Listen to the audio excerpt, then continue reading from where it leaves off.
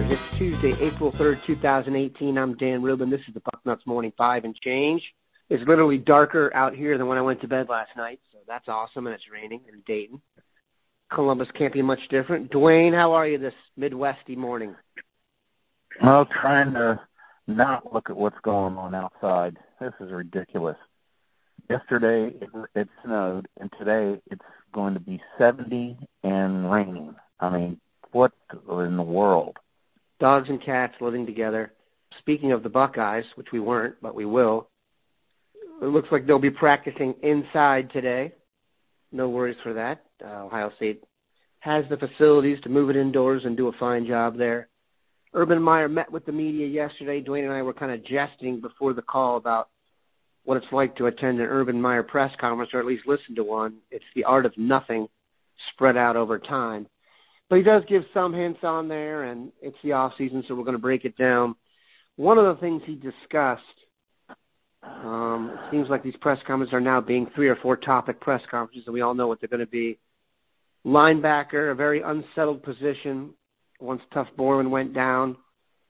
It seemed like we're getting closer to what everyone believed, everyone's a stretch, what a lot of people believe will be the ultimate lineup, which is Baron Browning in the middle, Malik Harrison and Keandre Jones on the edges. What do you think of that lineup? Obviously, we haven't seen it in practice yet, or practically applied by that, I mean. Is that how you do it? Do you have any other names you think should bubble up? What's your vibe? I don't see where there's other options. These guys, they're the best athletes that we have that can step in at linebacker. Don't have any problem with the talent level. It's just how little football these three have played. There's not. I mean, Malik Harrison is far and away the most veteran of the three. He's played the most, but that still doesn't mean he's played a lot. It's going to be a learning experience. These guys got a lot to learn, and let's hope they're quick studies. This is the problem. I'm not worried that they we're asking something of them they can't do. It's something they're not used to doing. And who's going to call the defense? You want your middle linebacker to call the defense. Well, that's an awfully young guy in there calling the defense. So that's going to be a real interesting thing, is how quickly these guys pick it up. And, maybe you want to change things up a little bit. Read, react, and run. That's what they're used to doing. Try to, go with the KISS principle. Keep it simple, stupid, and let's not complicate things for them. Let's make it easy for them just to be athletes, run the ball. Look, these are heavily recruited guys who you shouldn't have to scheme a whole lot to put them in a positive position. It's not like there won't be a game that the Buckeyes go into this year where their linebackers aren't more talented than the other team's linebackers. I think they should just give Baron Browning the job and let the chips fall where they may. I feel like he'll pick it up.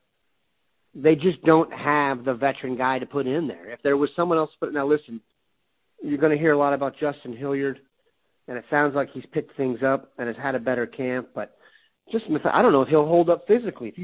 He's had 2 bicep injuries. Those are rough injuries, and he's a smaller guy in the middle. I just don't see that happening. I'm big on putting Browning in there. The idea that Browning was graded a champion in Friday's scrimmage leads me to believe we are headed towards this. So it is going to be, in my opinion, the Baron Browning show in the middle, with maybe some Pete Werner thrown in there, and then Harrison and Jones on the edges. It's probably more talented than last year's group, albeit less experienced, and last year's group really did not have a good year anyway. Moving over to the other position everyone talks about and that Meyer talked about, quarterback. It does seem like he's, again, gone out of his way not to mention anyone pulling ahead in the group.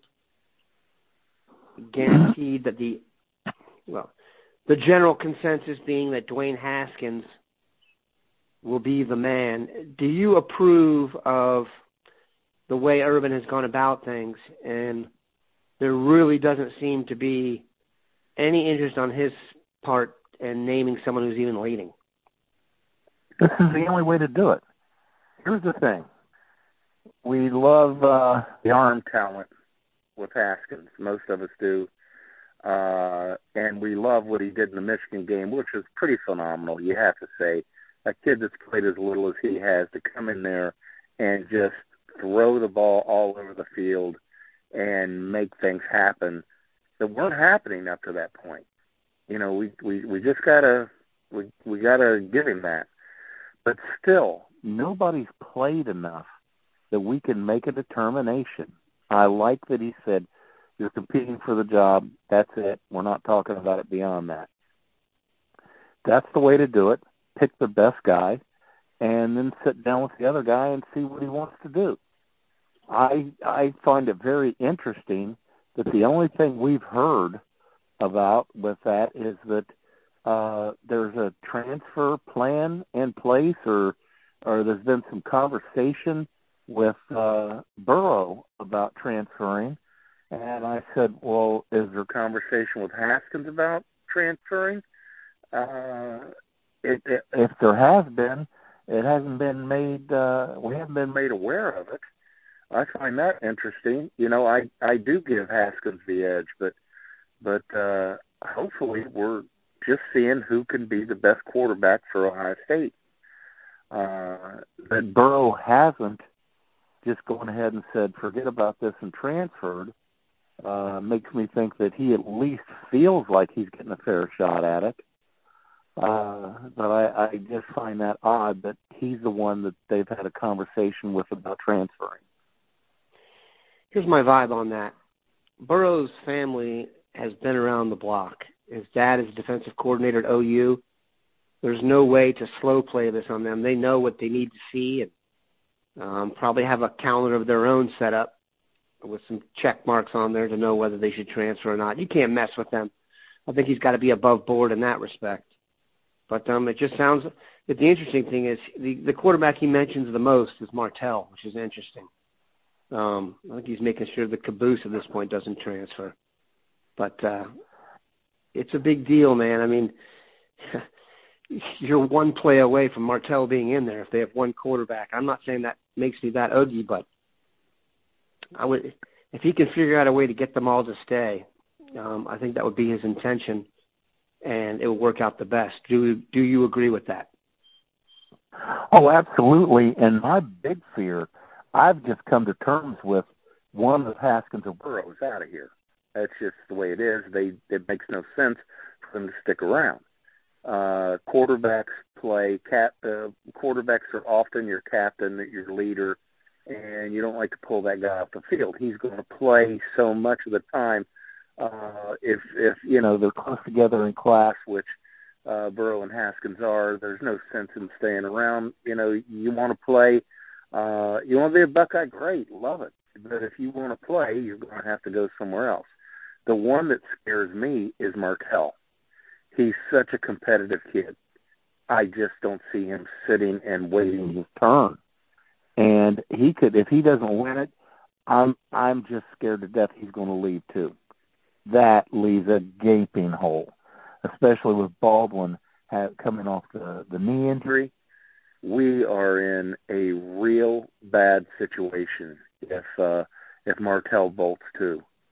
So we want to keep an eye on that. I'm glad Meyer's talking him up, but I think it also has it's also a deflection. He does not want to talk about the Haskins-Burrow battle, so let's talk about Tate Martell. And that's you know, that's the way Urban Meyer does stuff. If he could get away with it, he would cancel the press conference every week. He just wouldn't do it. He doesn't tell anything anyway, so he would be just as happy to not have it. And then he gets up there and talks about things that, you know, like you got the Haskins-Burrow battle. He talks about Martell. So that's just the way Meyer does things. Good way to finish up. I agree with you. It is imperative that they emerge from spring with at least two of the three quarterbacks. The idea they'd emerge with one is an absolute cataclysmic disaster. So we'll leave you that positive thought. Have a good one, Bucknutters.